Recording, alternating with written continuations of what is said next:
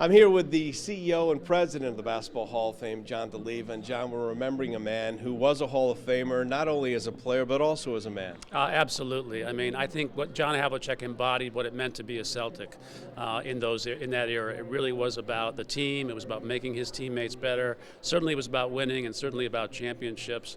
8 rings. I mean, we think about Bill Russell with 11, but John Havlicek had 8 rings and an NCAA national championship with Ohio State. So he loved the game of basketball. He was also great at football and baseball, but thank goodness for us, he chose basketball and came to the Celtics after his national championship at Ohio State. Yeah, think about that for a second. He goes from Ohio State, where he's a fantastic player and played with Jerry Lucas and Bobby Knight and that great team that won a national championship, and walks right into a dynasty. Yeah, absolutely. And obviously was a big part of that dynasty.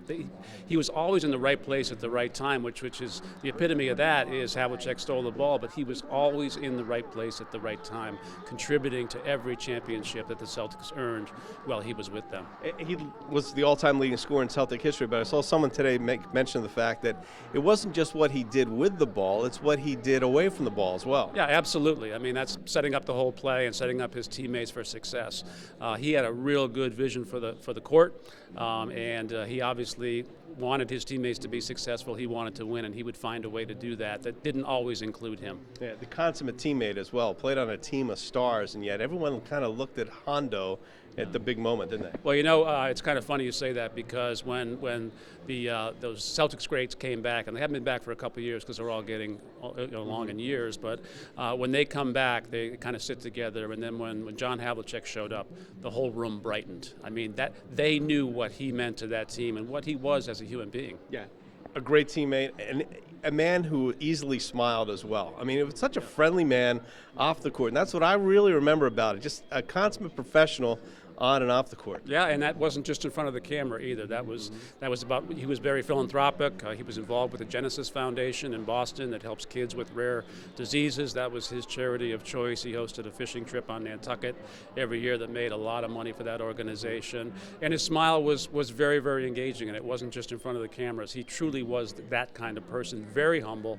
And very popular both with his teammates and obviously with the Boston fans. This is a big loss for the Hall of Fame, not only as far as just a Hall of Famer, but personally, isn't it?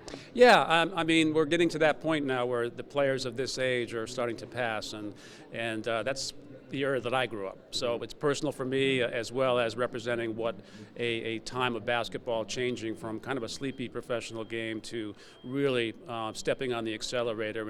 And this team, this era of Celtics, certainly contributed to the great growth the NBA has had today. And he spanned that era from the great teams of the 60s to winning championships again in the 70s. Yeah, absolutely. I mean, that's the longevity. He was such a great athlete at both ends of the court, and he deserved his Hall of Fame recognition. There's no question about that, and he's one of our favorites. All right, John, thanks very much. Thank you John so much. DeLeva from the Basketball Hall of Fame, as we remember, not only a Hall of Fame player, but a Hall of Fame man, John Havlicek. In Springfield, I'm Rich Tettemer, 22 News.